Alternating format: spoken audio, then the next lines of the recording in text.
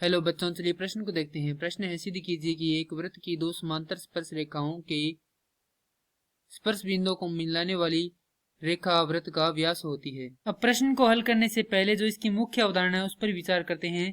तो इस प्रश्न के लिए जो मुख्य अवधारणा है वह हो जाएगी स्पर्श रेखा। अर्थात हम यहाँ पर यह देखेंगे स्पर्श रेखा क्या होती है।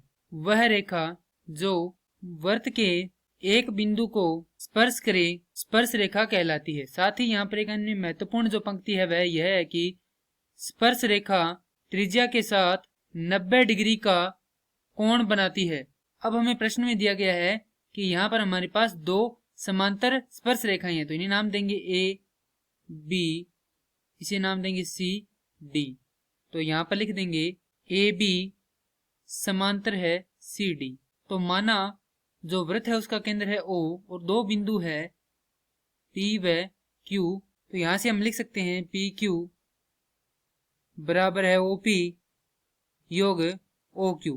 यदि हम यह सिद्ध कर दें कि ये जो OP और OQ है वो क्या है, त्रिज्या है, तो यहां से हम लिख सकते हैं कि PQ क्या है, एक व्यास है। और जैसा कि हम देख सकते हैं कि जो PQ है वो दो समांतर रेखाओं को मिला रहा है। तो इस प्रकार से समांतर रेखाओं जो भी कोई तिर्यक रेखा है वह काटती है तो उसके जो एकांतर कोण होते हैं वे क्या होते हैं, बराबर होते हैं। तो ये दोनों कोण क्या होंगे, आपस में बराबर होंगे। माफ कीजिए, यहाँ पर इस प्रकार से ये कोण इस कोण के बराबर होगा और ये कोण इस कोण के बराबर होगा।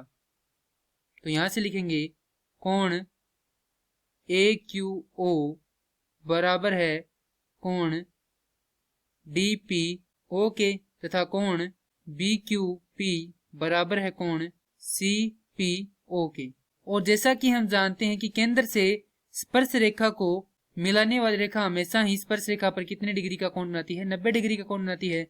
तो यहां से इन दोनों के बराबर लिख सकते हैं कि ये दोनों ही कोण क्या है, 90 डिग्री के हैं। तो यदि ये 90 डिग्री के हैं तो यहां से हम लिख सकते हैं कि OP व OQ वृत्त की त्रिज्या है, क्योंकि वृत्त की त्रिज्या स्पर्श रेखा के साथ 90 डिग्री का कोण बनाती है। तो यदि ये दोनों त्रिज्याएं हैं तो OP बराबर होगी किसके, OQ के।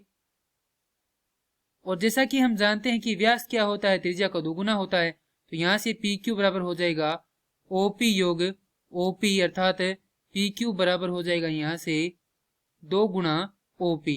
अर्थात यहां से हम लिख सकते हैं कि PQ एक व्यास है, क्योंकि व्यास क्या होता है, त्रिज्या का दोगुना होता है। और यही हमें प्रश्न में सिद्ध करना था कि दो समांतर स्पर्श रेखाओं के स्पर्श बिंदुओं को मिलाने वाली रेखा वृत्त का व्यास होती है। तो जैसा कि हमने यहाँ पर माना था कि स्पर्श बिंदुओं को मिलाने वाली रेखा क्या थी, एक PQ थी, जो कि क्या है, एक व्यास है। मैं आशा करता हूँ कि यह प्रश्न आपको समझ में आया होगा। धन्यवाद।